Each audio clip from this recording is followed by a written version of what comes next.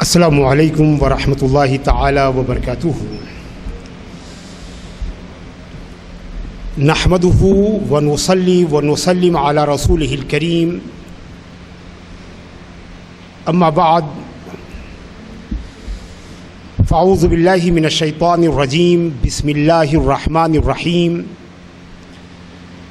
انا کفیناک المستہزئین، صدق اللہ العظیم وصدق رسولہ النبی الامی الکریم، ونحن علی ذلک لمن الشاہدین والشاکرین، والحمد للہ رب العالمین۔ قال اللہ تبارک و تعالی: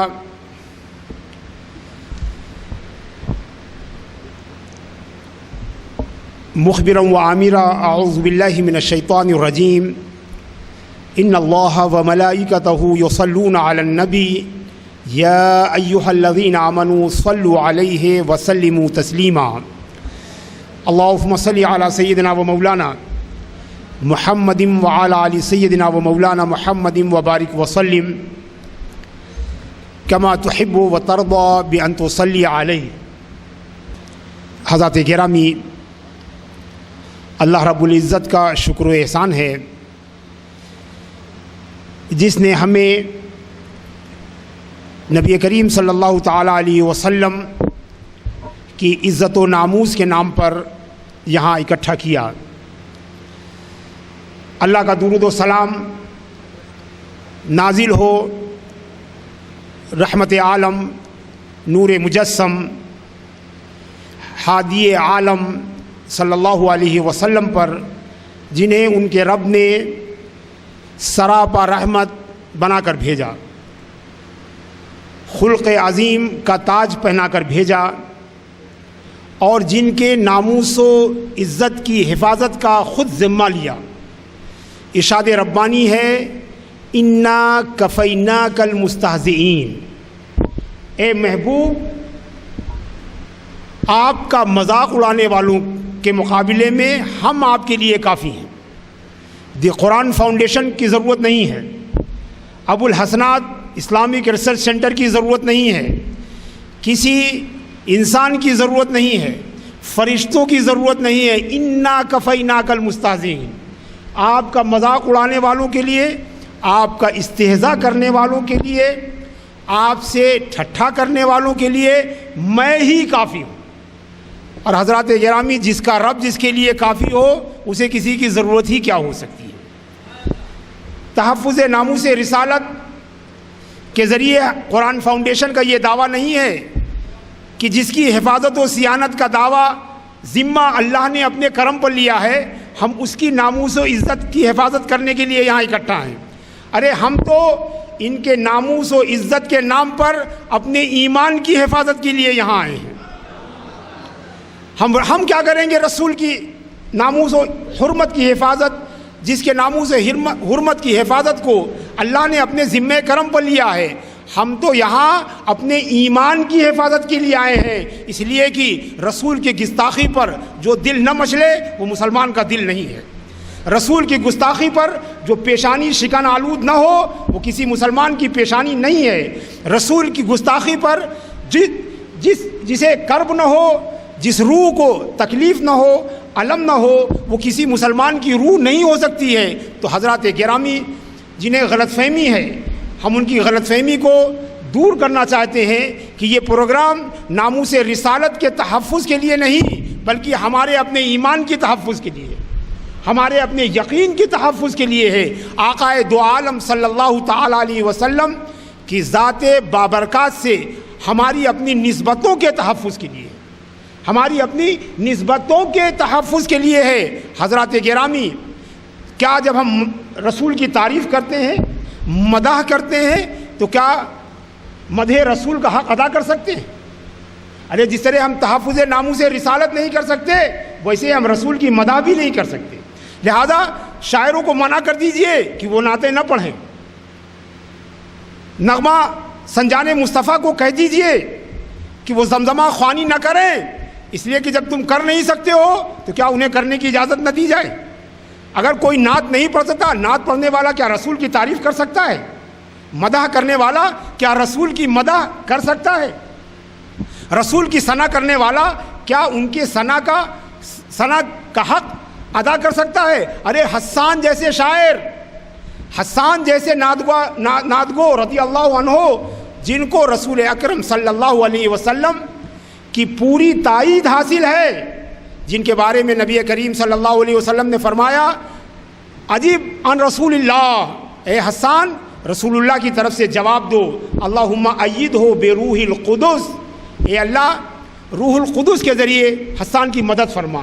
ایسے عظیم المرتبہ شاعر، صحابی رسول، مداح رسول فرماتے ہیں ما ان مدحت محمدن بمقالتی، اے میری نعتیں سننے والو، اے میری زمزمہ خوانی سننے والو، اے میری مدحت سننے والو، جان لو کہ میں کہہ تو رہا ہوں نعت مگر مصطفیٰ کا حق ادا نہیں کر رہا ہوں، میں مدح کر رہا ہوں مگر مدح کا حق ادا نہیں کر رہا ہوں۔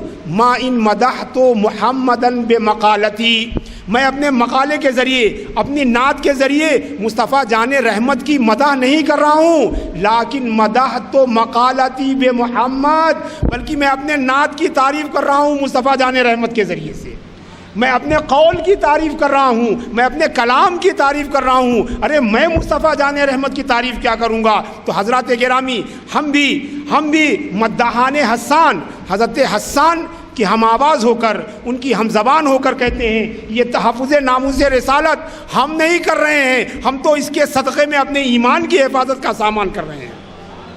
ہم اس کے صدقے میں تو جس طرح ہم تحفظ نہیں کر سکتے، ہم مدح بھی نہیں کر سکتے، ہم ثنا بھی نہیں کر سکتے، مگر ثنا نہ کرنے کے باوجود بھی ہم ثنا خوانی کرتے ہیں اور سنتے ہیں، مدح کی استطاعت نہ رکھنے کے باوجود ہم مدح کرتے ہیں اور سنتے ہیں، ایسے ہی تحفظ کی استطاعت نہ رکھنے کے باوجود ہم تحفظ کی بات کرتے ہیں، تحفظ کی دعوت دیتے ہیں۔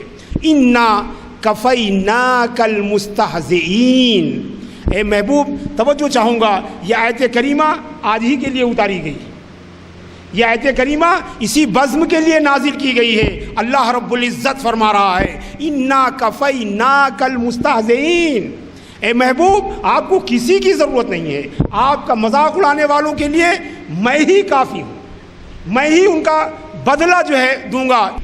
اور حضرات کرامی، تو سب سے پہلے یہ غلط فہمی کہ تحفظ ناموس رسالت، یہ نام اس میں شرعاً نہ کوئی قباحت ہے، نہ اس میں عرفاً کوئی قباحت ہے، ہمارے بزرگوں کا قدیم سے جو ہے یہ معمول چلا آیا کہ وہ تحفظ ناموس رسالت کے نام سے پروگرام کرتے چلے آئے، تو گویا ایسا ہے کہ یہ نام جو ہے کوئی نیا نہیں ہے، قدیم سے آ رہا ہے، مگر اس کا مقصد واضح کر دوں کہ اس کا مقصد ناموس رسالت کا تحفظ نہیں بلکہ اپنے ایمان و عقیدت کا تحفظ ہے۔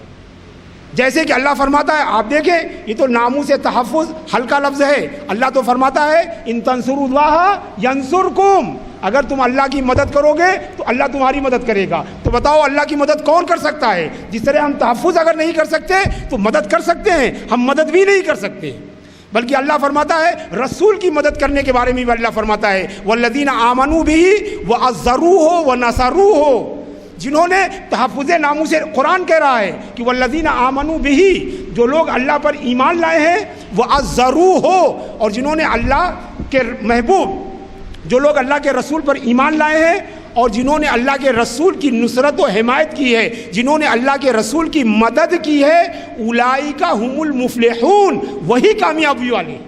یعنی گویا اگر اس کا ترجمہ کریں تو جنہوں نے تحفظ ناموس رسالت کے لیے کام کیا ہے وہی کامیاب لوگ۔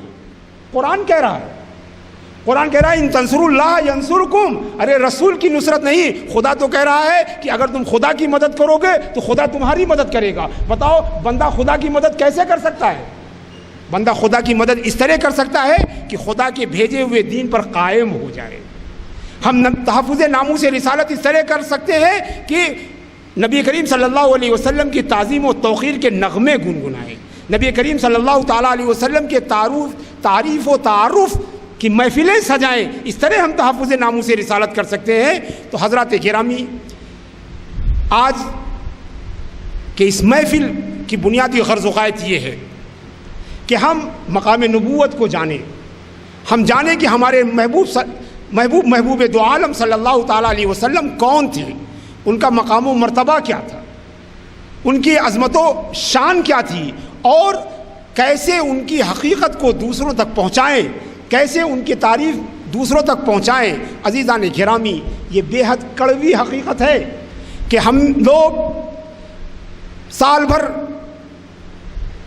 جلسے کرتے ہیں جس میں بڑے دھوم دھام سے ذکر کرتے ہیں وَمَا أَرْسَلْنَاكَ إِلَّا رَحْمَةً لِّلْعَالَمِينَ۔ فلم میں نبی کریم صلی اللہ تعالیٰ علیہ وسلم کی شبیہ جو پیش کی گئی ہے وہ ایسے ہے کہ جیسے خون کا پیاسا کوئی ہو، جیسے وحشت و درندگی کا عاشق کوئی شخص ہو، ایسی پیش کی گئی ہے۔ مگر کیا ہم اپنے دلوں سے پوچھیں کہ کیا ہم نے نبی کریم صلی اللہ علیہ وسلم کی صحیح تصویر دنیا تک پہنچائی ہے؟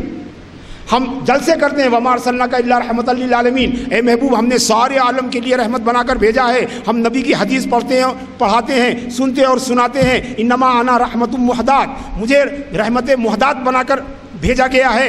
بُعِثْتُ لِأُتَمِّمَ مَكَارِمَ الْأَخْلَاقِ، مجھے اس لیے بھیجا گیا ہے کہ میں اخلاق کے تمام شعبوں کو مکمل کر دوں۔ اِنَّكَ لَعَلَىٰ خُلْقٍ عَظِيمٍ، اے محبوب آپ عظیم اخلاق پر ہیں۔ یہ ساری چیزیں پڑھنے والا کون؟ مسلمان۔ سننے والا کون؟ مسلمان۔ کیا ہمارے دائرے سے یہ بات باہر نکل کر دوسروں تک پہنچتی ہے جنہیں بتایا گیا ہے کہ مسلمانوں کہ نبی نے ایک آشام تلوار اپنے ماننے والوں کے ہاتھ میں دے دی، ایک خون بہاتی ہوئی تلوار اپنے ماننے والوں کے ہاتھ میں دے دی، اور اس تلوار کے ذریعے پچھلے 1400 برس سے مسلمان دنیا بھر میں خون آشامی کر رہا ہے، خون ریزی کر رہا ہے، دنیا بھر میں قتل و غارت گری کر رہا ہے۔ تو عزیزان گرامی، کیا ہم نے ان پروپیگنڈے کو کاؤنٹر کرنے کے لیے، ان پروپیگنڈوں کا جواب دینے کے لیے، ان سازشوں کو ختم کرنے کے لیے ہم نے کوشش کیا کی ہے؟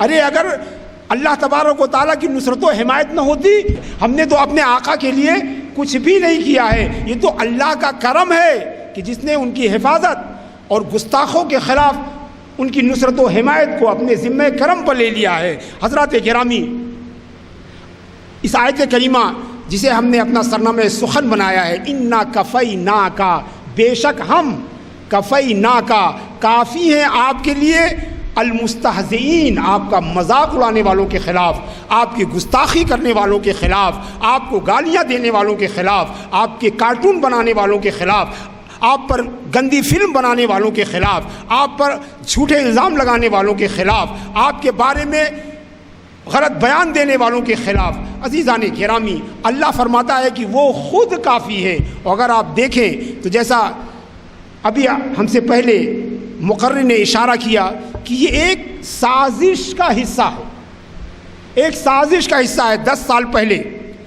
سال پہلے کتاب آئی دا پروفٹ آف ڈوم، جس کا اردو ترجمہ ہے ہلاکت کا نبی۔ سوچئے، رحمت کے نبی کو ہلاکت کا نبی بنا کر پیش کیا جا رہا ہے۔ کیا پروفٹ آف ڈوم یعنی ہلاکت کا نبی؟ کریگ ون کی اس کتاب نے دنیا میں کتابوں کی فروخت کا ایک ریکارڈ قائم کیا۔ اس سے پہلے دنیا میں کوئی کتاب اتنی بڑی تعداد میں نہیں بکی جتنی بڑی تعداد میں کریگ ون کی یہ کتاب پروفٹ آف ڈوم بکی، جس میں نبی کریم صلی اللہ تعالیٰ علیہ وسلم کی بدترین گستاخی کی گئی تھی۔ مگر بتائیے کہ وہ کتاب دنیا کے درجنوں زبانوں میں ترجمہ ہوا، ہم کوئی ایسی کتاب تیار کر سکے جو نبی کریم صلی اللہ تعالیٰ علیہ وسلم کی رحمت پر مشتمل ہو اور دنیا کی مختلف زبانوں میں مترجم ہو؟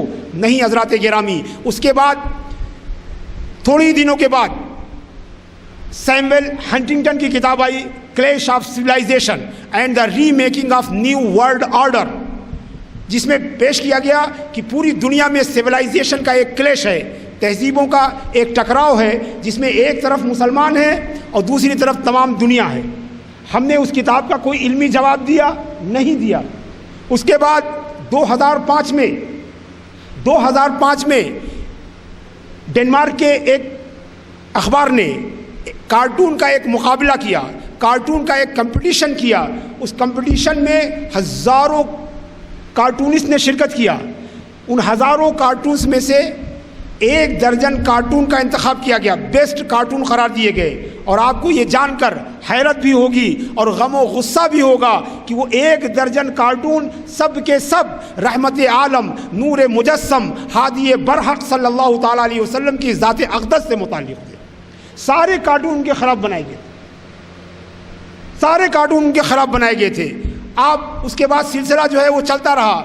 دا ڈیتھ آف پرنسز نامی فلم, ڈاکومنٹری فلم آئی جس میں اسلام کی شدید جو ہے وہ توہین کی گئی. کریسنٹ مون پبلیکیشن نے انگریزی, فرانسیسی اور یورپ کی بہت ساری زبانوں میں ایک کتاب تیار کی جس کا ترجمہ تھا محمد کو مانو ورنہ, یعنی مانو ورنہ اڑا دیے جاؤ گے. اور اس کتاب کو بڑے پیمانے پر پروپیگنڈا کیا.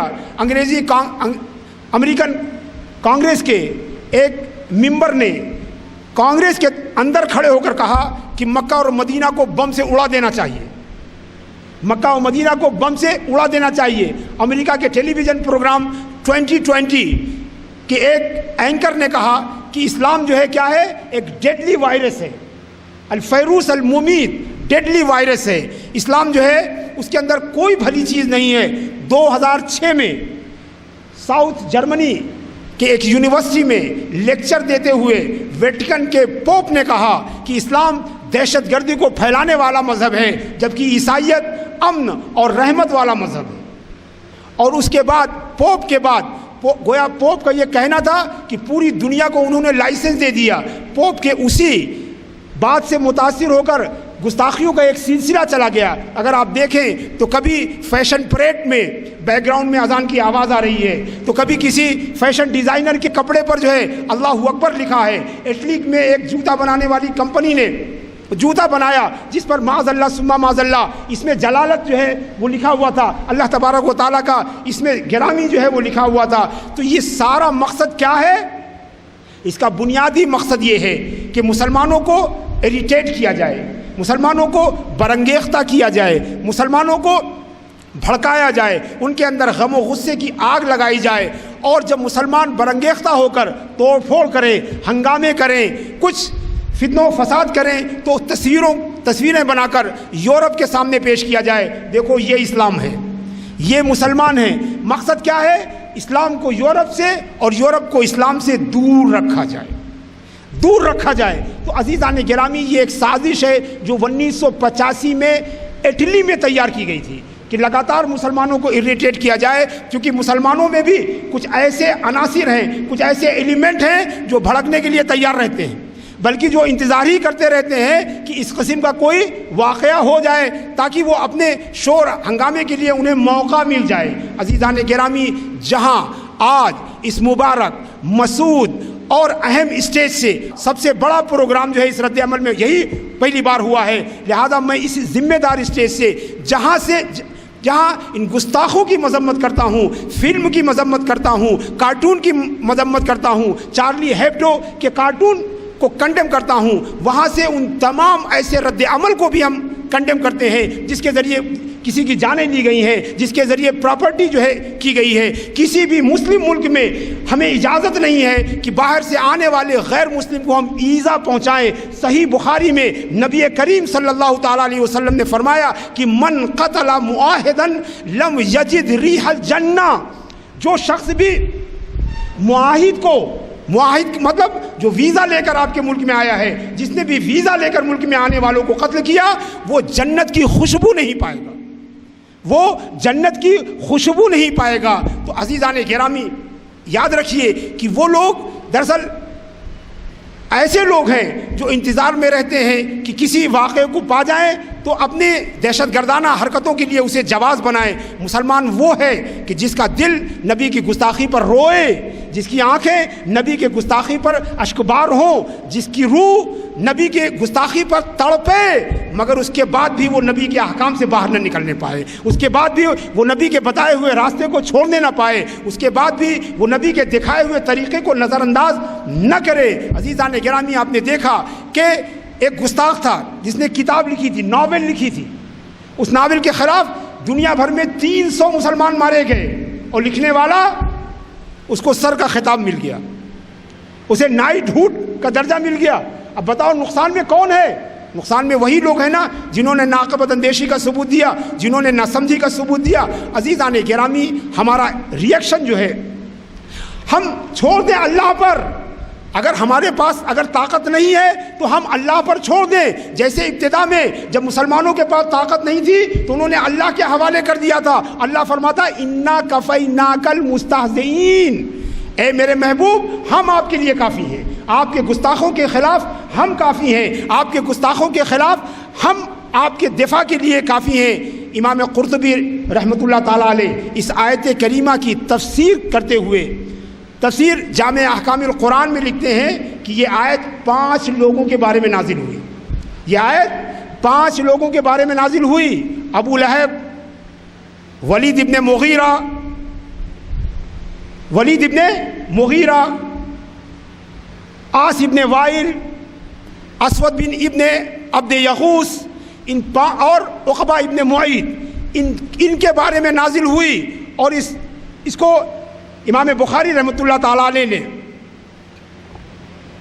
ایک حدیث نقل کی ہے جو عبداللہ ابن مسعود نے نقل کی ہے کہ یہ آیت ان 5 لوگوں کے بارے میں نازل ہوئی. ایک دن نبی کریم صلی اللہ تعالیٰ علیہ وسلم کعبے میں نماز ادا کر رہے تھے.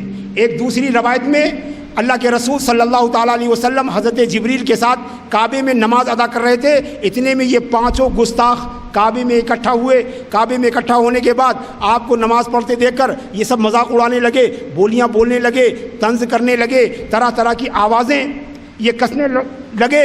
اتنے میں بدبخت عقبہ ابن معیط اٹھا اور وہ گیا اور ایک ذبح کیے ہوئے جانور کی کھال اور اوجھڑی وغیرہ لے کر آیا اور جناب محمد الرسول اللہ صلی اللہ تعالیٰ علیہ وسلم کے جسم مبارک پر ڈال دیا. یہاں تک کہ اس کے وزن اور اس کے پھندے سے آپ صلی اللہ علیہ وسلم سجدے ہی میں رک گئے. کسی نے سیدہ فاطمہ کو خبر دی. اس وقت حضرت فاطمہ بچی تھیں، وہ گھر سے دوڑتی ہوئی روتی ہوئی آئیں. جب انہوں نے اپنے باپ کو اس حالت میں دیکھا تو ان کی رلائی اور بڑھ گئی. بڑی محبت سے آپ کے پیٹھ سے، آپ کے پشت مبارک سے وہ ساری گندگیاں آپ نے ہٹائیں. اس کے بعد اللہ کے رسول صلی اللہ تعالیٰ علیہ وسلم کھڑے ہوئے. آپ اتنے پزمردہ تھے، آپ اتنے دل شکستہ تھے کہ آپ نے دعا کی اللہم علیک بقریش، اے اللہ قریش کے ان بدماشوں کو سزا دے. اللہم علیک بے ولید ابن مغیرہ، اللہم علیک بے عتبہ ابن شیبہ، اللہم علیک بے ربیہ، اللہم علیک بے ابن معیط، اور جن کے بارے میں نبی کریم صلی اللہ علیہ وسلم نے بد دعا دی. راوی حدیث عبداللہ ابن مسعود رضی اللہ تعالیٰ عنہ فرماتے ہیں کہ لقد رأیتہم سرعا یوم البدر، ان سب کو میں نے بدترین موت مرتے ہوئے دیکھا بدر کے دن. بدترین انا کفیناک المستہزئین. اے محبوب یہ کعبے میں بیٹھ کر آپ کا مذاق اڑا رہے ہیں، ہم انہیں میدان بدر میں لے جا کر ان کی زندگیوں کا سودا کرنے والے ہیں. ہم میدان بدر میں ان کی حیات زندگی کو منقطع کرنے والے ہیں، ان کی حیات کو منقطع کرنے والے ہیں، ان کی تار زندگی کو کاٹنے والے ہیں، اور سب بدترین موت مرے. ابو لہب کو آپ جانتے ہیں، انا کفیناک مستہزئین، اے محبوب ہم آپ کے گستاخوں کے لیے کافی ہیں. ابو لہب کو آپ جانتے ہیں، بڑا گستاخ تھا. جب نبی کریم صلی اللہ تعالیٰ علیہ وسلم نے تمام قریش کو جمع کر کے دعوت اسلام دی تو بدبخت نے کہا تبا لک یا محمد الہذا جمعتنا، اے محمد ہلاکت ہو آپ تمہاری، کیا اسی کام کے لیے ہم کو جمع کیا تھا؟ جب اس نے یہ گستاخی کی تو مصطفیٰ جان رحمت نے جواب نہیں دیا، انا کفیناک المستہزئین. اللہ فرماتا ہے کہ ہم کافی ہیں. جبریل علیہ السلام آئے اور کہا تبت یدا ابی لہب وتب، ارے یہ محبوب آپ کے لیے ہلاکت بھیج رہا ہے، اللہ آسمانوں سے اس کے لیے ہلاکت بھیج رہا ہے. تبت یدا ابی لہب وتب، ہلاک ہو ابو لہب کے دونوں ہاتھ، وتب اور ہلاک ہو گئے. توجہ چاہوں گا، اللہ فرماتا ہے ہلاک ہوں اور ہلاک ہو گئے، اس لیے کہ یہ بندے کی بات نہیں ہے. بندہ جب کہتا ہے کہ ہلاک ہو جائیں تو دعا کرتا ہے، دعا کا جواب نہیں بتاتا ہے، مگر جب مولا جو ہے بد دعا کرتا ہے تو بد دعا بھی کرتا ہے اور بد دعا کا رزلٹ بھی بتا دیتا ہے. اس لیے کہ ارے جب دینے والا وہی ہے، کرنے والا وہی ہے، تو وہ رزلٹ بھی بتا رہا ہے. تبت یدا، ہلاک ہو ابو لہب کے دونوں ہاتھ اور ہلاک ہو گئے. اور ایسے ہلاک ہوئے کہ نام و نشان مٹ گیا، ایسے ہلاک ہوئے کہ نام و نشان مٹ گیا. اس کا ایک بیٹا تھا لہب نام کا، جس کی کنیت کی وجہ سے وہ ابو لہب اپنے کو کہلاتا تھا.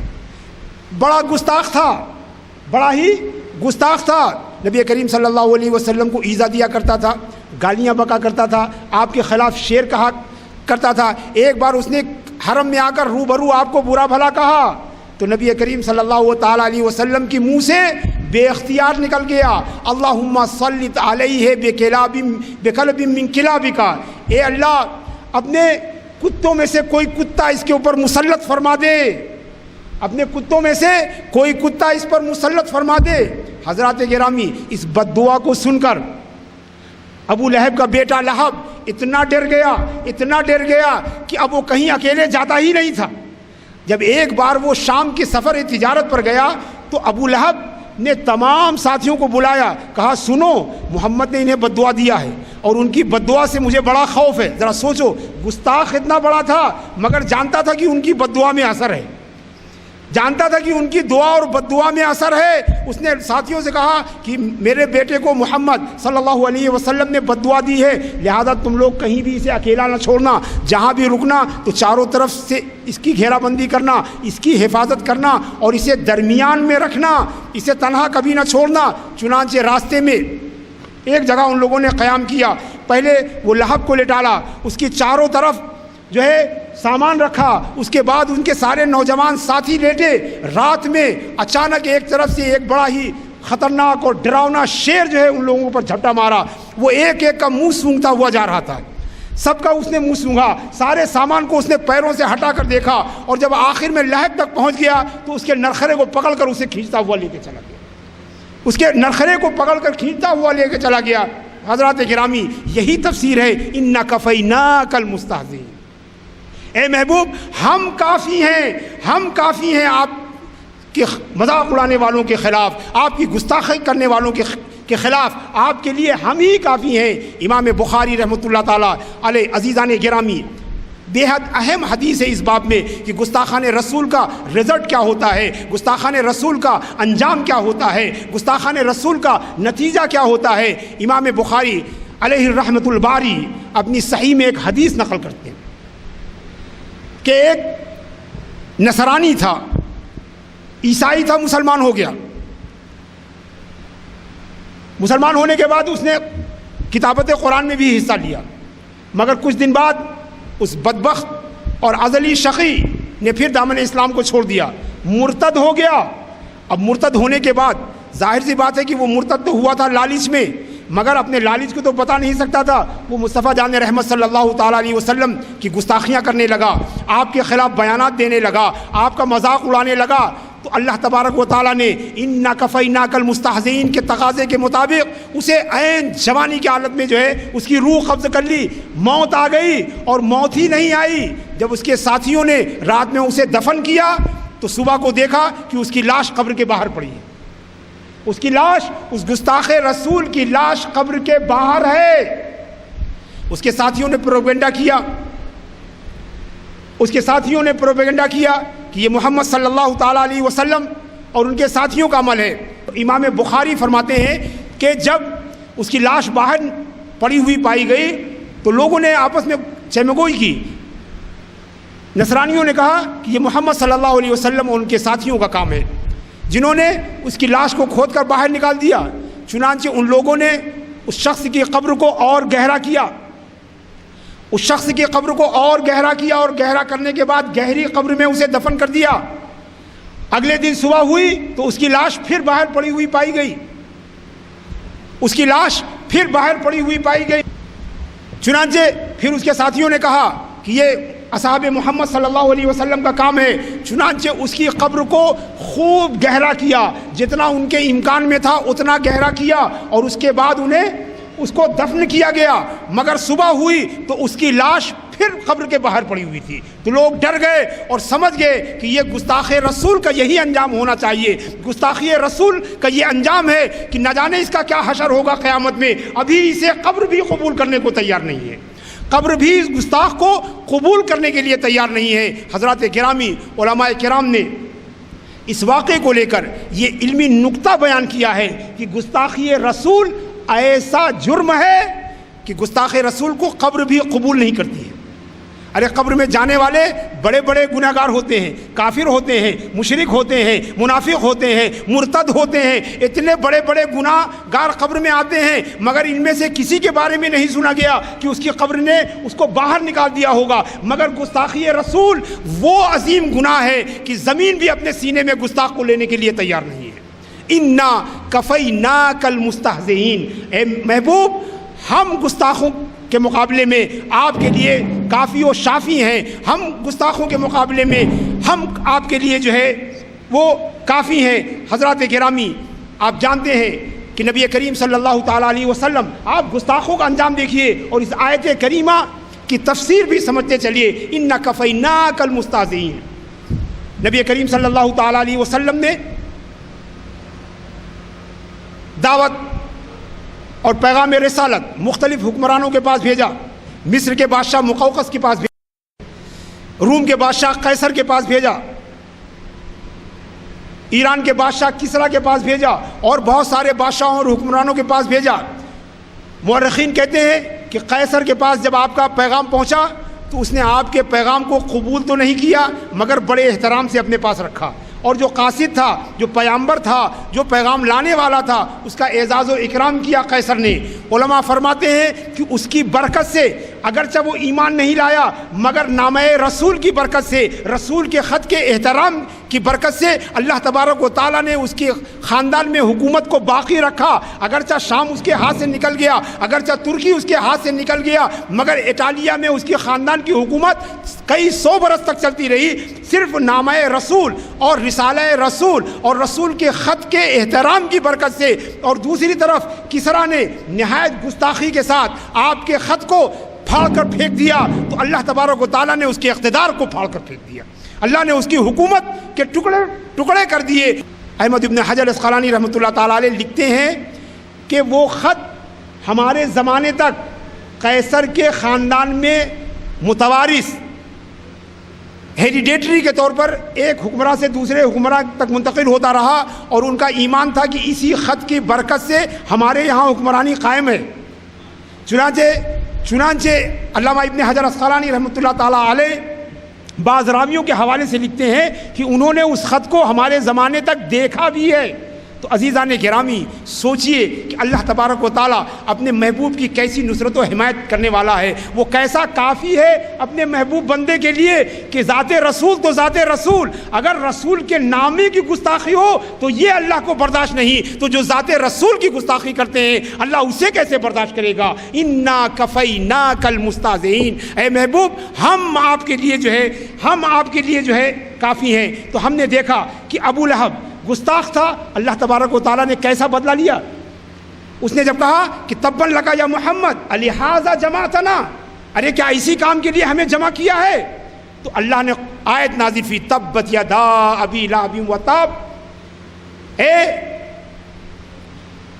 ابو لہب اس کے دونوں ہاتھ ٹوٹ جائیں، وتب اور ٹوٹ گئے، ہلاک ہو جائیں، اور ہلاک ہو گیا۔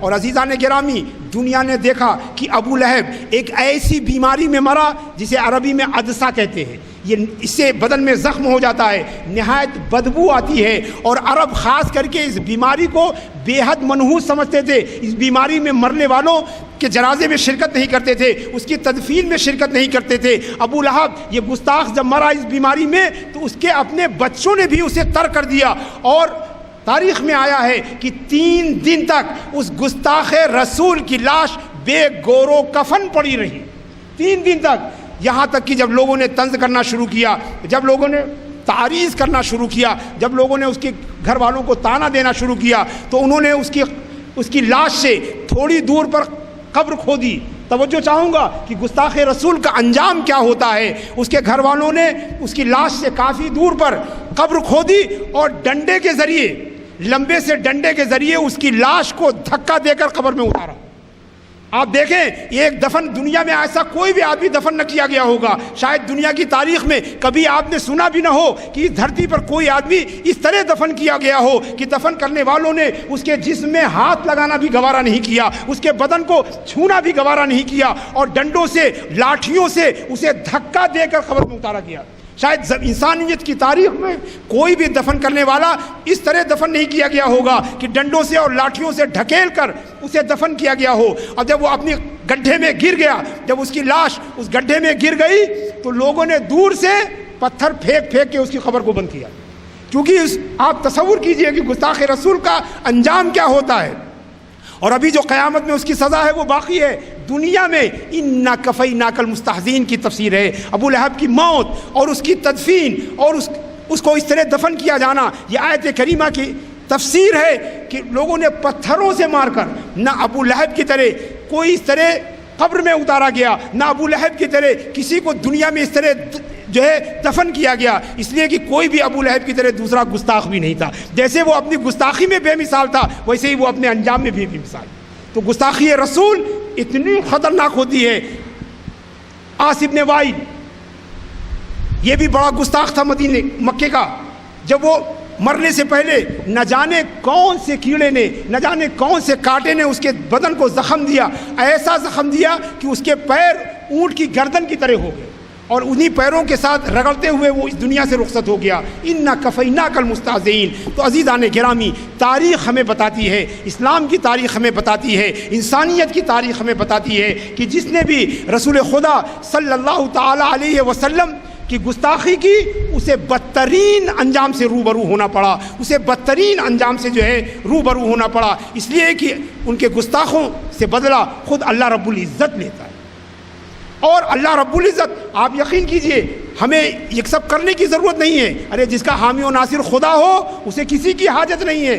رسول خدا صلی اللہ علیہ وسلم کو کسی کی حاجت نہیں ہے کوئی ان کی حفاظت اور صیانت کرے، کوئی ان کے ناموس کا تحفظ کرے، انہیں ضرورت نہیں ہے. بلکہ یہ سب تو ہم اپنے ایمان کی حفاظت کے لیے کر رہے ہیں، یہ سب ہم اپنے یقین کی حفاظت کے لیے کر رہے ہیں، یہ سب ہم اپنے نسبت رسول کی حفاظت کے لیے کر رہے ہیں، یہ سب ہم اپنے تعلق بالرسول کی حفاظت کے لیے کر رہے ہیں. ہمارا رسول ان سب سے مستغنی ہے، اس لیے کہ انا کفیناک المستہزئین کا مزدہ اس کے پاس ہے. انا کفیناک المستہزئین کا تب اس کا. اور عزیزان گرامی، ذرا اس آیت کی ایک اور تفسیر سنیے کہ اللہ فرماتا ہے، توجہ چاہوں گا، کہ اے محبوب میں کافی ہوں.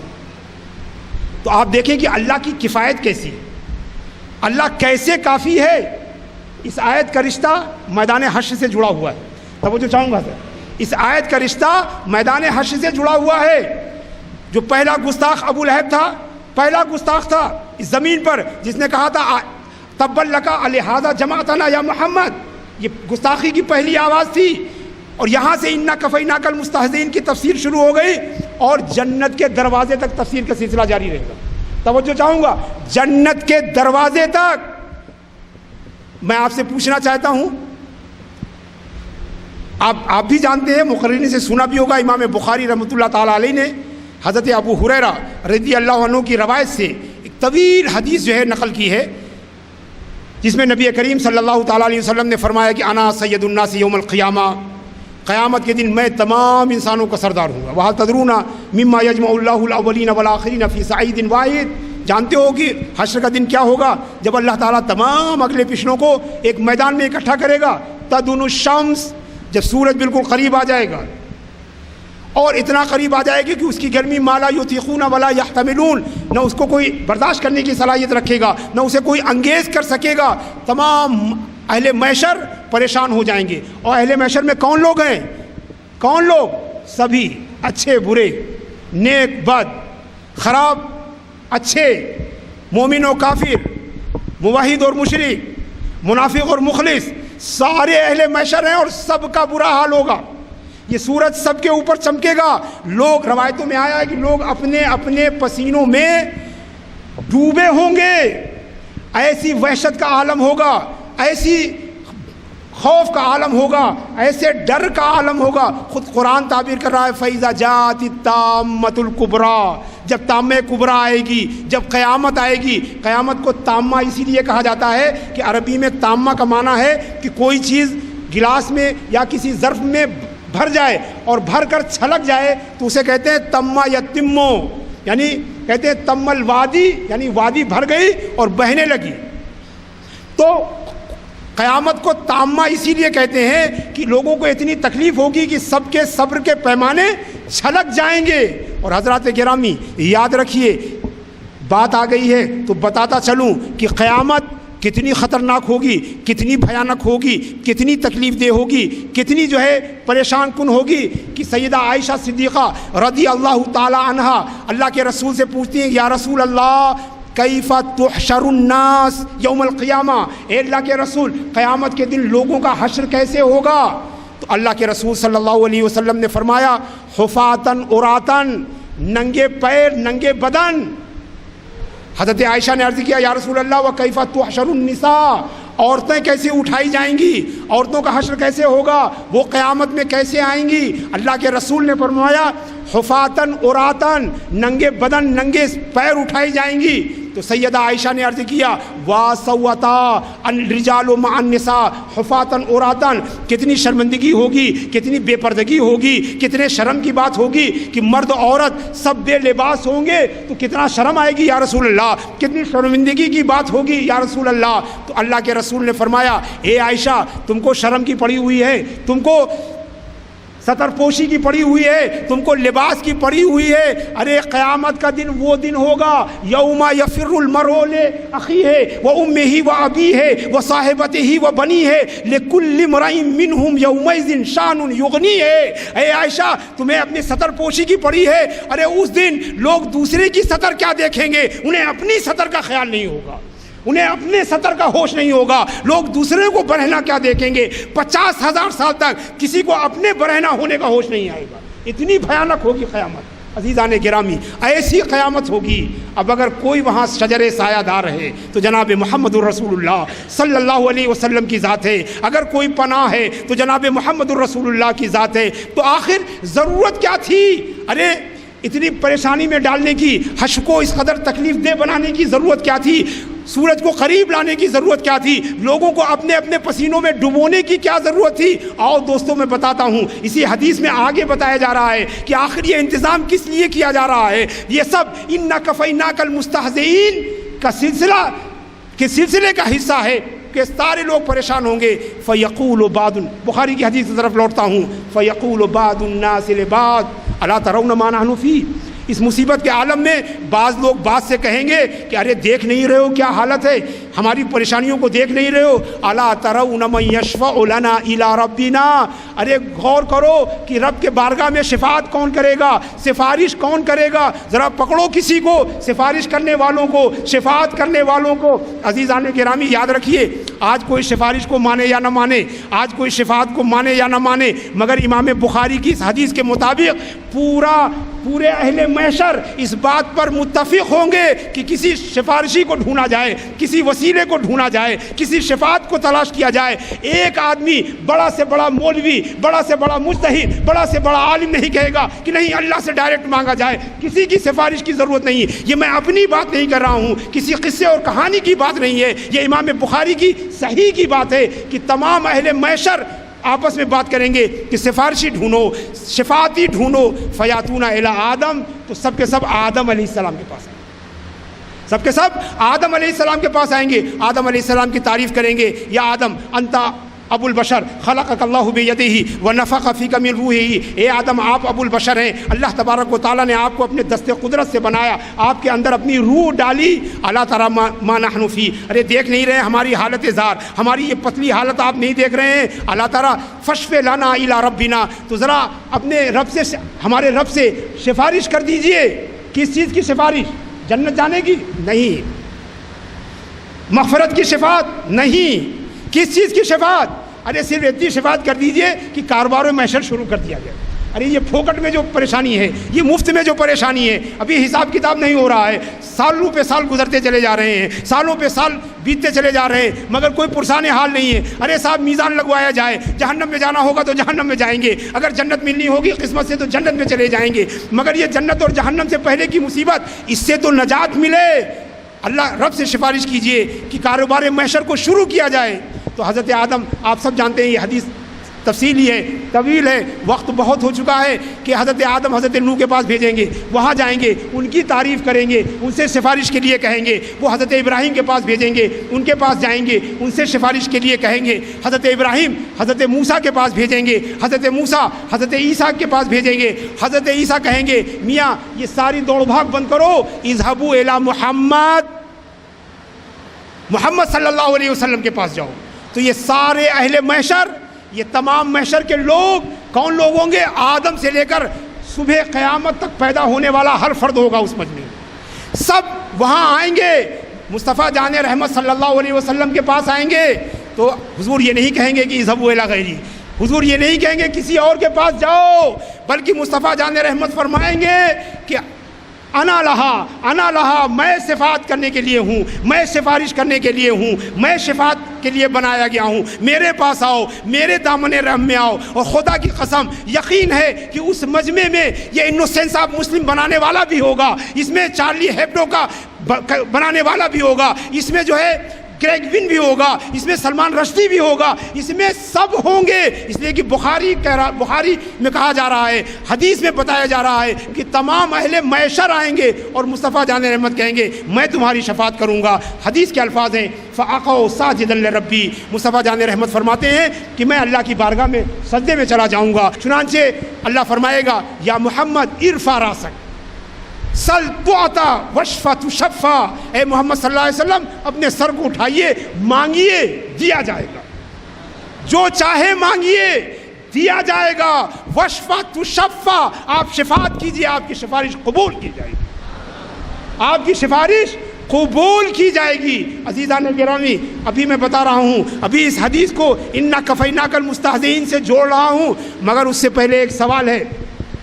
جماعت کے ایک نمائندہ اور ذی وقار عالم اور مفتی ہمارے ساتھ ہیں، سوال یہ ہے کہ اس حدیث کو سننے کے بعد آپ میں سے کوئی کھڑا ہو کر کہہ سکتا ہے کہ مولانا بڑا اچھا کیا آپ نے یہ حدیث سنا دی، جب محشر والے آدم علیہ السلام کے پاس جانے کی بات کریں گے تو ہم کہیں گے بھائی ادھر نہ جاؤ، چلو مصطفیٰ جان رحمت کی طرف چلو۔ اب یہ حدیث میں جان گیا ہوں، اب یہ بتائیے 50,000 سال تو قیامت کی گرمیوں میں گزارے اور 1,24,000 انبیاء کرام سے اپروچ کرنے میں بھی برسوں لگ جائیں گے، لہٰذا ہم کہیں نہ جائیں گے، ہم سیدھے حضور رحمت للعالمین صلی اللہ علیہ وسلم کی بارگاہ میں چلے جائیں گے۔ مگر حضرات گرامی یاد رکھیے، آپ چاہے جتنا اس کو حفظ کر لیجئے، قیامت میں اسے بھول چکے ہوں گے، قیامت میں یہ حدیث آپ کو یاد نہیں رہے گی، اس لیے کہ اللہ تعالیٰ نے جو فیصلہ فرما لیا ہے لا مبدل لکلمات اللہ، اللہ کے کلمات کو بدلنے والا کوئی نہیں ہے۔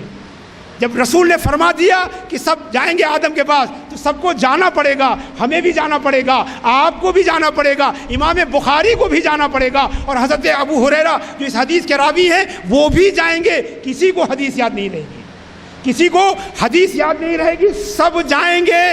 اس لیے دوستو کہ اگر نہیں جائیں گے تو رسول کی عظمت کا پتہ کیسے چلے گا؟ کیسے پتہ چلے گا کہ یہ روز محشر کے دولہا ہیں؟ ارے یہ برات محشر جو سجائی گئی ہے انہی کے لیے سجائی گئی ہے۔ اگر حضرت آدم کے پاس نہ جاتے، سیدھے مصطفیٰ جان رحمت کے پاس آتے تو کوئی سوچنے والا سوچ سکتا تھا کہ ارے یہاں آئے ہیں تو یہاں کام ہو گیا ہے، کسی اور نبی کے پاس جاتے تو وہاں بھی کام ہو گیا۔ لہذا اللہ تبارک و تعالیٰ کی حکمت ہے کہ جاؤ سب کے پاس ہو کر آؤ تاکہ تمہیں یہ عقیدہ مل جائے کہ خدا کا یہی ہے در، نہیں اور کوئی مفر مقر، جو وہاں سے ہو یہیں آ کے ہو، جو یہاں نہیں وہ وہاں نہیں۔ اللہم صلی علی سیدنا و مولانا محمد وعلی آل سیدنا و مولانا محمد وبارک وسلم کما تحب و ترضی بان تصلی علیہ۔ حضرات گرامی، تو پہلی چیز عرض ہوگی، پہلی شفاعت کیا ہوگی؟ جسے شفاعت عامہ کہتے ہیں، شفاعت کبریٰ کہتے ہیں۔ یہ شفاعت صرف مسلمان کے لیے نہیں ہوگی، کافروں کے لیے بھی ہوگی، اس لیے کہ اس محفل میں سب ہیں، مجلس محشر میں سب ہیں، عرصہ محشر میں سب ہیں، نیک و بد، مومن و کافر سب ہیں، تو شفاعت کبریٰ کہلاتی ہے۔ تو جیسے حضور کی شفاعت کبریٰ قبول ہوگی، سورج اوپر چلا جائے گا۔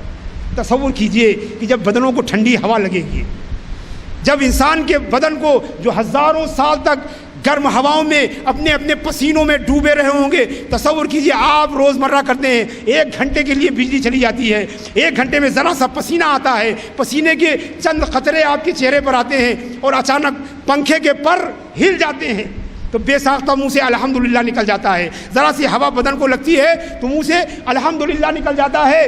منہ سے فوراً اگر کوئی اس وقت پنکھا جھل دے تو اس کے لیے دعائیں منہ سے نکلنے لگتی ہیں, اس کی تعریف نکلنے لگتی ہے. یہاں تک کہ اگر گرمی میں آپ تھکے ہوئے آئیں, آپ کے بیوی بچے بھی اگر پنکھا اٹھا لیتے ہیں تو آپ بے ساختہ ان کی تعریف کرنے لگتے ہیں, ان کی خوبی بیان کرنے لگتے ہیں. سوچو اسی کو سامنے رکھ کر محشر کے اس منظر نامے کو دیکھو کہ جب بدنوں کو ہزاروں سال تک جھلسا دینے والی تپش, لو اور پسینوں سے چھٹکارا ملا ہوگا, زبانیں مصطفیٰ جان رحمت کی تعریف کرنے لگیں گی, مصطفیٰ جان رحمت کی حمد و ثنا کرنے لگیں گی, ساری زبان تعریف کرے گی, اس لیے کہ اللہ نے انہیں محمد بنا کر بھیجا. محمد مانے الذی یحمد حمدن بعد حمدین, جس کی بار بار حمد کی جائے.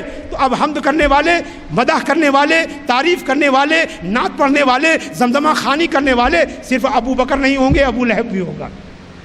صرف سیدنا علی نہیں ہوں گے, ابو جہل بھی ہوگا. صرف عمر فاروق بھی نہیں ہوں گے, عقبہ ابن ابی معیط بھی ہوگا. صرف عثمان غنی نہیں ہوں گے بلکہ حارث القیسی بھی ہوگا. ساری زبان مصطفیٰ کی تعریف کرے گی روز محشر. یہی معنی ہے انا کفیناک المستہزئین. یہ سارے گستاخ نہ جہنم میں جا سکیں گے, نہ کوئی شخص جنت میں جا سکے گا جب تک میرے محبوب کی تعریف نہ کرے. انا کفیناک المستہزئین. اللہم صلی علی سیدنا و مولانا محمد وعلی آل سیدنا و مولانا محمد وبارک وسلم. تو اللہ تبارک و تعالیٰ نے ایسی کفایت فرمائی کہ چاہے جتنا بڑا گستاخ ہو, ان سب کے نام نوٹ رکھیے جنہوں نے اس دنیا میں ابو لہب سے لے کر اور سام باسل تک جس نے میرے نبی کی گستاخی کی ہے, انشاءاللہ کل میدان حشر میں ان کی زبانوں میں مصطفیٰ جان رحمت کی تعریف ہوگی, مصطفیٰ جان رحمت کی توصیف ہوگی. اس لیے کہ یہی معنی ہے انا کفیناک المستہزئین. تو حضرات گرامی, ہم دل کی گہرائیوں سے اپنے غم اور اپنے احتجاج کا اعلان کرتے ہیں. عزیزان گرامی, ہم جانتے ہیں واللہ یعصمک من الناس, مصطفیٰ جان رحمت کی حفاظت کا دعویٰ اللہ تبارک و تعالیٰ نے وعدہ کیا ہے. اللہ نے ان کی حفاظت کا وعدہ کیا ہے. مصطفیٰ جان رحمت کو کسی کی ضرورت نہیں ہے, مگر یہ ہمارے ایمان اور ہمارے عقیدت کی بات ہے کہ کم سے کم جس پر اللہ و رسول کی لعنت ہے اس پر لعنت بھیجنے کے لیے ہم بھی اکٹھا ہوئے. آج اس پروگرام کے ذریعے دی قرآن فاؤنڈیشن اور ابو الحسنات اسلامک ریسرچ سینٹر کے کولیبریشن سے ہونے والے اس پروگرام میں نہ صرف ہم ان تمام گستاخوں کی مذمت کرتے ہیں بلکہ اللہ اور رسول کی لعنت کے ساتھ ساتھ اپنی لعنتوں کو ملاتے ہیں. اللہ تبارک و تعالیٰ تمام گستاخان مصطفیٰ پر اللہ کی لعنت ہو, اس کے رسول کی لعنت ہو, اس کے ملائکہ کی لعنت ہو, تمام مومنین کی لعنت ہو. اس لیے کہ خود اللہ اپنے کلام میں فرما رہا ہے ان الذین یؤذون اللہ ورسولہ لعنہم اللہ فی الدنیا والآخرہ. جو اللہ اور رسول کو ایذا دینے والے ہیں, گستاخیاں کرنے والے ہیں, دنیا اور آخرت میں ان پر اللہ کی لعنت ہے. وَأَعَدَّ لَهُمْ عَذَابًا مُهِينًا. اور حضرات گرامی, صرف یہ گستاخی کر سکتے ہیں اور کچھ نہیں کر سکتے, یاد رکھیے. اللہ نے ان کو پرمیشن صرف گستاخی کرنے کا دیا ہے, گستاخی سے آگے کچھ نہیں کر سکتے, گستاخی سے آگے نہیں بڑھ سکتے. باقی سب اللہ تبارک و تعالیٰ نے ان کے اختیار سے باہر لے لیا ہے. نہ یہ اسلام کو روک سکتے ہیں, نہ نبی اسلام صلی اللہ علیہ وسلم کے چرچے کو روک سکتے ہیں, نہ یہ اذان کو روک سکتے ہیں, نہ یہ درود و سلام کو روک سکتے ہیں. یہ کچھ نہیں روک سکتے. یہ صرف گستاخی کے ذریعے اپنی عاقبت خراب کر سکتے ہیں. یہ گستاخی کے ذریعے اپنی عاقبت خراب کر سکتے ہیں. ناتہن سخرتن یومن لیوہنھا. جیسے سمندر کے کنارے چٹان کھڑی ہوتی ہے تو وہ پانی کی ہلکی ہلکی لہریں آتی ہیں, اسے دھکا دیتی ہیں اور یہ گمان کرتی ہیں کہ اس چٹان کو وہ ہٹا دیں گی, مگر کیا ہوتا ہے وہ ہمیشہ خائب و خاسر وہ لہریں واپس چلی جاتی ہیں. علماء نے فرمایا کہ صرف اتنی ہی کی اجازت دی گئی کہ اپنی زبان کو گندا کریں, اپنی آخرت کو خراب کریں, اس سے آگے وہ کچھ نہیں کر سکتے. واللہ یعصمک من الناس. اے محبوب, آپ پرواہ نہ کیجیے ان کی گستاخیوں کی, آپ کی حفاظت کا ذمہ ہمارے سر ہے, آپ کی حفاظت کا ذمہ ہمارے ہاتھ میں ہے.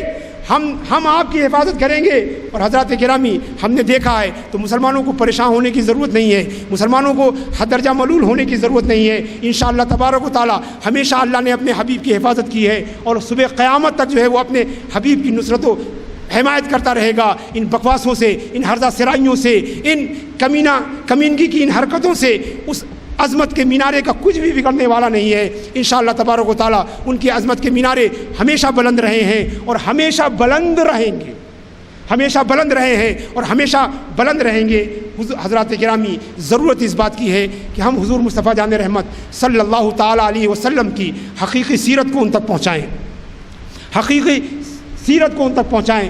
حضور کی شبیہ بگاڑنے پر صحیح رد عمل یہ ہے، حضور کی تصویر مسخ کرنے کی کوشش پر صحیح رد عمل یہ ہے کہ ہم مصطفیٰ جان رحمت کی صحیح تصویر کو دنیا کے سامنے پیش کریں. آپ کے اخلاق کو، آپ کے کردار کو. انوسینس آف مسلم میں سب سے بڑا دعویٰ یہ کیا گیا ہے کہ اسلام وحشت اور بربری. جن لوگوں نے اس بدبخت ویڈیو کلپ کو دیکھا ہے تو اس میں دیکھتے ہیں کہ بات بات پر تلوار اٹھتی ہے اور خون میں ڈوبی ہوئی واپس آتی ہے. آئیے ہم دنیا کو بتائیں کہ مصطفیٰ جان رحمت صلی اللہ تعالیٰ علیہ وسلم کی رحمت کیسی عام اور شامل تھی. امام قرطبی رحمۃ اللہ تعالیٰ علیہ فرماتے ہیں کہ ایک دن حضور صلی اللہ علیہ وسلم آرام فرما رہے تھے. اتنے میں ایک شخص آیا اور اس نے تلوار کھینچا اور حضور کو بیدار کیا اور آپ سے کہنے لگا من یمنعک منی یا محمد، اے محمد صلی اللہ علیہ وسلم آپ کو، تمہیں مجھ سے کون بچائے گا. سبحان اللہ کا اعتماد تھا حضور مصطفیٰ جان رحمت صلی اللہ علیہ وسلم کا، کیسا یقین تھا. اور بلا شبہ انہیں یہ یقین نہ ہوگا تو پھر کسے ہوگا. آپ نے فرمایا اللہ بچائے گا. نہ جانے کیا تاثیر تھی اس کلمے میں، نہ جانے کیا تاثیر تھی اس کلمے کو ادا کرنے والے میں کہ اس شخص کے ہاتھ سے تلوار گر گئی، اس شخص کے ہاتھ سے تلوار گر گئی. مصطفیٰ جان رحمت نے تلوار اٹھایا اور فرمایا کہ من یمنعک منی، اب بتاؤ تمہیں مجھ سے کون بچائے گا. تو اس نے کہا مجھے بچانے والا کوئی نہیں ہے. تو انہوں نے کہا تجھے میری رحمت بچائے گی، جاؤ میں نے تجھے آزاد. واللہ یعصمک من الناس. ایک دوسری روایت امام قرطبی نے کیا کہ ایک بار پھر ایسا ہی واقعہ پیش آیا تو جب اس کے ہاتھ سے تلوار گر گئی تو حضور نے پوچھا کہ مجھ سے تجھے کون بچائے گا. تو وہ شخص اتنا بدحواس ہوا کہ اس نے اپنے سر کو پیڑ کے تنے سے طاقت سے لڑا دیا اور اس کا سر پاش پاش ہو گیا، اس کا سر پاش پاش ہو گیا. انک واللہ یعصمک من الناس. اللہ تبارک و تعالیٰ جو ہے وہ آپ کی حفاظت فرمائے گا. اور حضرات گرامی، حضور کی سیرت میں بے شمار واقعے ہیں جب اللہ تبارک و تعالیٰ نے اپنے حبیب صلی اللہ تعالیٰ علیہ وسلم کی حفاظت فرمائی. اور لوگوں کی ایذا سے، لوگوں کے شر سے اللہ تبارک و تعالیٰ نے اپنے حبیب صلی اللہ علیہ وسلم کو بچایا. سب سے بڑا واقعہ ہجرت کے 2 واقعات ہیں. جب نبی کریم صلی اللہ تعالیٰ علیہ وسلم نے مکہ چھوڑا اور مدینے کی طرف ہجرت کیا. آج بھی وہی اللہ ان کا حامی و ناصر ہے، آج بھی وہی اللہ ان کا عاصم ہے، ان کا بچانے والا ہے. اور انشاءاللہ تبارک و تعالیٰ قیامت تک نبی کریم صلی اللہ تعالیٰ علیہ وسلم کی ذات کریمہ، آپ کے مقام شان و عظمت جو ہے وہ ہمیشہ اللہ تبارک و تعالیٰ کی حفاظت و نصرت میں رہے گی. آپ سب جانتے ہیں کہ جب اللہ تبارک و تعالیٰ حمایت فرماتا ہے تو کسی کی حمایت کی ضرورت نہیں. حضور اپنے گھر سے یکو تنہا نکلے مگر کفار انہیں دیکھ تک نہیں سکے، ان کو نظر تک نہیں آئے. غار ثور میں اللہ تبارک و تعالیٰ نے جانوروں کے ذریعے، کبوتر کے ذریعے اور مکڑی کے ذریعے اپنے محبوب صلی اللہ تعالیٰ علیہ وسلم کی حفاظت فرمائی. تو انشاءاللہ تبارک و تعالیٰ حضور مصطفیٰ جان رحمت صلی اللہ علیہ وسلم کو نہ کسی حفاظت کی ضرورت ہے، نہ کسی سیانت کی ضرورت ہے. اور رہا یہ مغرب جس پر نازا ہے کہ ہمارے پاس فریڈم آف اسپیچ ہے، ہمارے پاس بولنے کی جو ہے لامحدود جو ہے آزادی ہے، تو حضرات گرامی دنیا میں اس سے بڑا جھوٹ کوئی نہیں ہو سکتا. 1998 میں ایک نو مسلم تھنکر، فلاسفر اور رائٹر روزیا غارودی نے ایک مضمون، وہ فرانسیسی تھے، مسلمان ہو گئے تھے، بڑے فلسفی اور رائٹر ہیں. انہوں نے اپنی کتاب میں ہولوکاسٹ کو لکھا کہ یہ ایک فرضی قصہ ہے. جانتے نا ہولوکاسٹ کو آپ نے سنا ہے. ہولوکاسٹ ایک قصہ ہے جس کے مطابق یورپ کا عقیدہ ہے کہ ہٹلر نے 60 لاکھ یہودیوں کو گیس چیمبر میں جلا کر مار ڈالا تھا. واقعہ یہ ہے کہ مسلمان محققین، مورخین نے اور بہت سارے غیر مسلم محققین نے ثابت کر دیا کہ یہ ہولوکاسٹ ایک فرضی واقعہ ہے. یا تو کبھی ہوا ہی نہیں یا تو کوئی بہت چھوٹا سا واقعہ تھا جس کو بڑھا چڑھا کر پیش کیا گیا تاکہ اس کے بہانے یہودیوں کی مظلومیت کا چرچا کیا جائے، یہودیوں کے مظلومیت اور مظلوم ہونے کا چرچا کیا جائے، اور اس بہانے فلسطین میں یہودیوں کی رسایت ایک ریاست قائم کی جائے، ایک حکومت قائم کی جائے. تو 1948 میں اسی ہولوکاسٹ کے کمپنسیشن کے طور پر فلسطین میں یہودیوں کی ریاست قائم کی گئی. لہٰذا پورے یورپ اور امریکہ میں ہولوکاسٹ کا انکار کرنا ایک تعزیراتی جرم ہے. اس کے خلاف بولنا، اس پر 2 سال کی سزا فرانس میں مقرر ہے. چنانچہ پروفیسر روجیا گارودی کو 2 سال قید کی سزا اٹھانی پڑی. 1998 سے لے کر 1999 تک انہیں فرانس کے ایک جیل میں رہنا پڑا، چونکہ انہوں نے اپنی کتاب میں لکھا تھا کہ ہولوکاسٹ جو ہے ایک فرضی اور بے بنیاد قصہ ہے. حضرات گرامی، جو ملک آزادی رائے کی بات کرتا ہے، جو فریڈم آف ایکسپریشن کی بات کرتا ہے، جو حریت رائے کی بات کرتا ہے، جو بولنے کی آزادی کو لامحدود قرار دیتا ہے، چاہے کسی کو گالی دی جائے، چاہے کسی کو برا بھلا کہا جائے، چاہے کسی کی عزت و شرف سے، چاہے وہ اکرم الاکرمین کیوں نہ ہو، چاہے وہ انسانیت کا محسن اعظم کیوں نہ ہو، چاہے وہ سید البشر کیوں نہ ہو، چاہے وہ امام المرسلین کیوں نہ ہو، سب کے خلاف بولنے کو فریڈم آف ایکسپریشن کے نام پر جو ہے نظر انداز کیا جا رہا ہے. اسی امریکہ اور یورپ میں ہولوکاسٹ جیسے فرضی واقعے کے خلاف بولنا جرم ہے، اور ایسا کرنے والا، بولنے والا جو ہے وہ قابل مواخذہ ہے، قابل سزا ہے. تو حضرات گرامی، پورے یورپ اور امریکہ کو چیلنج ہے، اگر تمہارے پاس آزادی رائے ہے، اگر تمہارے پاس فریڈم آف اسپیچ ہے، تو بولنے دیجئے ہولوکاسٹ کے خلاف، بولنے دیجئے یہودیت کے خلاف. مگر کوئی شخص یہودیوں کے خلاف بولے گا تو اینٹی سیمزم جو ہے وہ جرم ہے، ہولوکاسٹ کے خلاف بولنا جرم ہے. لہذا پتہ چلا کہ پورا یورپ جو فسانہ ہے، آزادی رائے کا جو فسانہ ہے، یہ ایک بے حقیقت فسانہ ہے، یہ ایک بے اصل فسانہ ہے. اس کے بدلے میں جو ان کے دلوں میں حقد ہے، اللہ فرماتا ہے کہ جو ان کے دلوں میں چھپا جو بول رہے ہیں وہ تو تھوڑی سی بات ہے، جو ان کے دلوں میں نفرت و کراہیت ہے وہ بولنے سے زیادہ بڑی ہے. تو عزیزان گرامی، یہ آزادی کا فسانہ محض کھوکھلا اور بے بنیاد ہے. یہ سب انسانیت کے محسن اعظم کے خلاف ایک سازش ہے. اور مقصد کیا ہے؟ مقصد یہی ہے کہ مسلمانوں کو برانگیختہ کر کے مسلمانوں کی غلط تصویر یورپ میں پہنچائی جائے، تاکہ یورپ میں جو اسلام کی طرف جھکاؤ ہے، جو اسلام کا رجحان بڑھ رہا ہے، اس کو روکا جا سکے.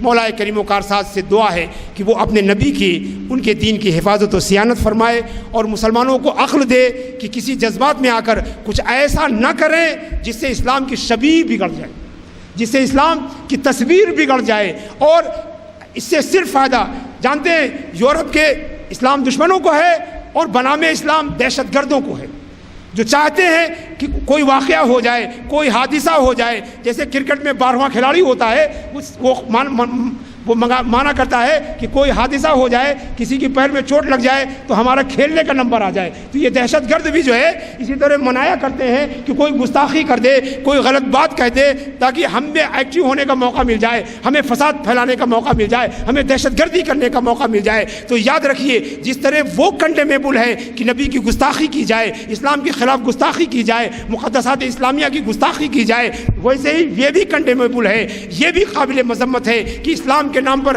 قتل و غارت گری کی جائے، اسلام کے نام پر بے گناہوں کو جو ہے وہ سزا دی جائے. ارے اسلام وہ دین ہے کہ میدان جنگ میں بھی اگر کوئی زبانی کلمہ پڑھ دیتا ہے تو اس کے خون سے ہاتھ روکنے کا حکم دیا جا رہا ہے. قصہ آپ برابر سن چکے ہوں گے کہ حضرت اسامہ بن زید جو اتنے محبوب اور قریب صحابی تھے، میدان جنگ میں لڑتے ہوئے ایک ایسے کافر کو مار دیا جو زبانی طور پر لا الہ الا اللہ کہہ رہا تھا. یہ بات رسول اللہ تک پہنچائی گئی کہ اسامہ نے آپ کے محبوب یعنی حضرت زید محبوب تھے، ان کے بیٹے بھی محبوب، آپ کے محبوب ہب نے ایک ایسے آدمی کو قتل کر دیا جو لا الہ الا اللہ کہہ رہا تھا.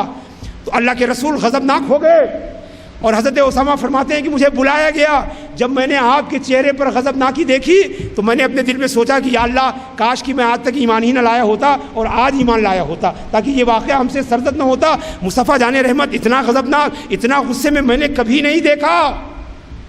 اللہ کے رسول نے فرمایا بماذا تصنع بلا الہ الا اللہ یا اسامہ، اے اسامہ لا الہ الا اللہ کے ساتھ کیا کرو گے جب لا الہ الا اللہ قیامت کے دن تم سے پوچھے گا کہ تم نے ایک ایسے آدمی کو قتل کر دیا جو لا الہ الا اللہ کہہ رہا تھا، تو لا الہ الا اللہ کو کیا جواب دو گے؟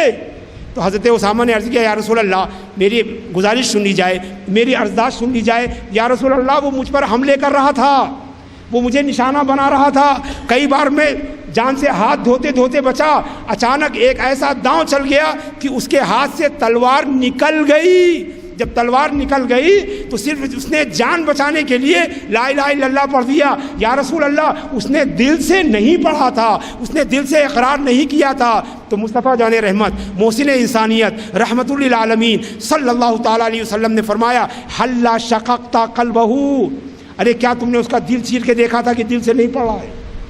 تو عزیزان گرامی, اسلام ایسی رحمت والا دین ہے, اسلام ایسی رحمت والا دین ہے. اس شبیہ کو آگے بڑھائیے, اس تصویر کو آگے پہنچانے میں مدد دیجیے. یہی سب سے بڑی نصرت النبی ہے, یہی سب سے بڑی دین کی مدد ہے. عزیزان گرامی, مصطفیٰ جان رحمت کیسی رحمت والے تھے, کیسی رحمت والے تھے. کتب احادیث و تفاسیر میں بے شمار واقعات ہیں. امام بخاری رحمۃ اللہ تعالیٰ علیہ فرماتے ہیں کہ حضرت طفیل ابن عمرو دوسی رضی اللہ تعالیٰ عنہ بڑے مقام والے صحابی, بڑی عظمت و شان والے صحابی اللہ کے رسول کے پاس آئے اور کہا یا رسول اللہ انا دوسن ابت و اسد, اے اللہ کے رسول میرا قبیلہ دوس جو ہے بڑا نافرمان ہے, بڑا گستاخ ہے, بڑا گمراہ ہے, بڑا بے عمل ہے, بڑا نافرمان ہے, اسلام لانے کو قبول ہی نہیں کرتا. یا رسول اللہ ادعو لہا ادعو علیہا, اے اللہ کے رسول اس کو بد دعا کر دیجئے, اس کے لیے بد دعا کر دیجئے, دوس کے لیے بد دعا کر دیجئے. امام احمد کی روایت میں ہے فاستقبل رسول اللہ صلی اللہ علیہ وسلم القبلہ, اللہ کے رسول صلی اللہ علیہ وسلم قبلے کی طرف متوجہ ہوئے. فأيقن الناس بحلاک دوس, لوگوں کو یقین آ گیا کہ مصطفیٰ جان رحمت ہاتھ اٹھا چکے ہیں, جیسے منہ سے بد دعا کے کلمات نکلیں گے عذاب الہی قبیلے دوس پر نازل ہو جائے گا. اللہ کے رسول صلی اللہ علیہ وسلم کے لبہائے مبارک جنبش ہوئے اور آپ نے فرمایا اللہم اہد دوسن, اے اللہ دوس کو ہدایت عطا فرما. ارے لوگ بد دعا کا انتظار کر رہے تھے مگر اس منہ سے بد دعا نہیں, وہاں تو دعا نکل رہی ہے اللہم اہد دوسن, اے اللہ دوس کو ہدایت عطا فرما, دوست کو ہدایت عطا فرما. حضرات گرامی, حضور کی رحمت کا آخری واقعہ جو بخاری اور مسلم, اس حدیث کو بھی امام بخاری اور مسلم دونوں نے نقل کیا ہے. ایک حدیث بیان کر کے رخصت ہو جاؤں گا. سیدہ عائشہ صدیقہ رضی اللہ تعالی عنہا نے پوچھا یا رسول اللہ هل اتی علیک یوم کان اشد من یوم احد, اے اللہ کے رسول کیا آپ کی زندگی میں کوئی ایسا بھی دن آیا ہے جو احد کے دن سے زیادہ شدید رہا ہو؟ احد کے دن سے, آپ جانتے ہیں احد کا سن رکھا ہے, 70 صحابہ شہید ہوئے تھے, خود نبی کریم صلی اللہ علیہ وسلم کے دندان مبارک شہید ہوئے تھے اور مسلمان بالکل ہزیمت کے قریب پہنچ گئے تھے. تو حضرت عائشہ نے پوچھا کیا اس دن سے زیادہ خطرناک تکلیف دہ کوئی دن آپ کے اوپر آیا؟ تو اللہ کے رسول صلی اللہ علیہ وسلم نے طائف کا واقعہ سنایا. آپ سب جانتے ہیں طائف کا واقعہ. میں یہ واقعہ کس لیے سنا رہا ہوں؟ تاکہ آپ کے جلتے ہوئے قلب پر مرہم رکھا جا سکے, تاکہ آپ کے غصے کی آگ پر حضور کی رحمتوں کی بارش کی چھینٹیں ڈالی جا سکے, تاکہ آپ کے غم و غصے کو سرد کرنے میں یہ حدیث آپ کی مدد کر سکے, تاکہ رسول کے گستاخوں کے خلاف جو ہمارے سینوں میں آگ لگی ہے وہاں کو ٹھنڈک پہنچ جائے, تاکہ جس کے محبت میں یہ آگ لگی ہے اس کی سیرت کی بارش جو ہے اسے ٹھنڈا کر سکے. اللہ کے رسول نے کہا سب سے زیادہ تکلیف کا دن وہ تھا جب میں طائف گیا تھا. پورا واقعہ آپ نے سنایا, تفصیلی واقعہ ہے. آخر میں یہ کہ طائف والوں نے آپ کو سننے سے منع کر دیا, آپ سے بات کرنے سے منع کر دیا, آپ کو اپنے یہاں سے باہر نکال دیا, اور نہیں یہی نہیں آپ کے پیچھے اوباش, بدکار اور غنڈوں کو لگا دیا, نوجوانوں کو لگا دیا. انہوں نے آپ پر اتنے پتھر برسائے کہ آپ صلی اللہ علیہ وسلم کا پورا جسم مبارک لہو لہان ہو گیا, سر سے بہنے والا خون پنجوں تک پہنچ گیا اور آپ کی نالین مبارک آپ کے پیر کے پنجوں میں چپک گئی.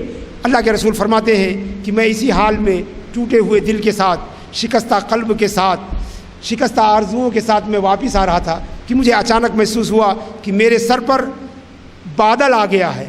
تو میں نے سر اٹھایا تو دیکھا کہ میرے سروں پر ایک بادل سایہ فگن ہے. اس بادل میں غور کیا تو دیکھا حضرت جبریل ہے. صحیح بخاری اور مسلم کی حدیث ہے, غور سے سنیے. مصطفیٰ جان رحمت کے لیے اللہ کی حفاظت کا انتظام بھی دیکھیے. اِنَّا کَفَيْنَاكَ الْمُسْتَهْزِئِينَ کی تفسیر بھی آپ دیکھتے چلے جائیے. مصطفیٰ جان رحمت کی رحمت کا مشاہدہ بھی کرتے چلیے. حضرت جبریل نے عرض کیا یا رسول اللہ تعالیٰ نے آپ کے قوم کا معاملہ, آپ کے قوم کا سلوک, آپ کے قوم کا برتاؤ دیکھا ہے اور اس نے مجھے بھیجا ہے اور میرے ساتھ یہ پہاڑوں کا فرشتہ ہے. توجہ چاہوں گا, پہاڑوں کا فرشتہ ہے لِتَأْمُرُهُ بِمَا شِئْتَ، تاکہ آپ جو چاہیں اسے حکم دیں. توجہ چاہوں گا کہ تاکہ آپ جو چاہیں اسے حکم دیں. پہاڑ کا فرشتہ ہے، چاہے تو آپ ہمالیہ کو الٹوا دیں، چاہے تو آپ آلپس کو جو ہے الٹوا دیں، چاہے تو آپ جس پہاڑ کو الٹوا دیں، جس پہاڑ کو چاہے دھسا دیں، جس پہاڑ کو چاہے ریزہ ریزہ کر دیں، اس لیے کہ پہاڑ کا فرشتہ ہے. اور تو فرشتہ آگے بڑھا، اس نے کہا یا رسول اللہ میں پہاڑوں کا فرشتہ ہوں، اللہ تبارک و تعالیٰ نے مجھے بھیجا ہے تاکہ آپ مجھے حکم دیں بما شئت، جو آپ چاہیں. ذرا اس لفظ کی لذت پہ غور کیجئے، اس لفظ کی لذت پر غور کیجئے. جو آپ چاہیں وہ حکم دیں، جو آپ کی مرضی ہو وہ حکم دیں، جو آپ کی منشا ہو وہ حکم دیں. یعنی یہ سمجھنا کہ ان کے چاہے سے کچھ نہیں ہوتا، اس حدیث تو بتا رہی کہ ان کے چاہے سے سب کچھ ہوتا ہے. ان کے چاہے سے، یہ بخاری کے الفاظ ہیں لِتَأْمُرَنِي بِمَا شِئْتَ، پہاڑوں کے فرشتے نے کہا کہ اللہ نے مجھے بھیجا ہے تاکہ آپ مجھے حکم دیں جو آپ چاہتے ہیں. اور اگر آپ مجھے کہیں لَأُطَبِّقُ الْأَخْشَبَيْنِ عَلَيْهِمْ، اگر آپ حکم دیں تو یہ دونوں پہاڑ جو ہیں، بھورے پہاڑ جو ہیں، میں ان کو طائف والوں پر الٹ دوں اور سب اسی کے اندر دب کے فنا ہو جائیں. سبحان اللہ. اللہ کے رسول فرما رہے ہیں کہ سب سے شدید دن وہی تھا، سب سے تکلیف دہ دن وہی تھا، سب سے آزردہ کرنے والا دن وہی تھا، سب سے زیادہ غمزدہ کرنے والا دن وہی تھا. سوچو مسلمانوں کہ ہم اگر جس دن غمزدہ ہوتے ہیں اور جس سے غمزدہ ہوتے ہیں، جتنی بددعائیں یاد ہوتی ہیں سب دے ڈالتے ہیں. چھوٹی چھوٹی بات پر بھی خفا ہوتے ہیں تو بڑی بڑی بددعائیں دیتے ہیں. مگر مصطفیٰ جان رحمت کا تعامل دیکھیے، آپ نے فرمایا بل ارجو من اللہ ان یخرج من اصلابہم من یعبد اللہ وحدہ لا شریک لہ. اے پہاڑ کے فرشتے اور اے جبریل، میں اللہ سے یہ امید کرتا ہوں کہ اللہ تبارک و تعالیٰ ان گستاخوں کی اولاد میں سے، ان گستاخوں کی ذریت میں سے، ان گستاخوں کے صلب میں سے ایسوں کو باہر نکالے گا جو صرف خدا وحدہ لا شریک کی عبادت کریں گے، خدا کے سامنے کسی کے سر کو نہیں جھکائیں گے. انا کفیناک المستہزئین. اللہم ربنا تقبل منا انک انت السمیع العلیم. اللہم اجعلنا من الذین یستمعون القول فیتبعون احسنہ. اللہم انصر من نصر محمدا صلی اللہ تعالیٰ علیہ وسلم واخذل من خذلہ صلی اللہ تعالیٰ علیہ وعلی آلہ واصحابہ ومن سار علی دربہ ونسج علی منوالہ. السلام علیکم ورحمۃ اللہ تعالیٰ وبرکاتہ.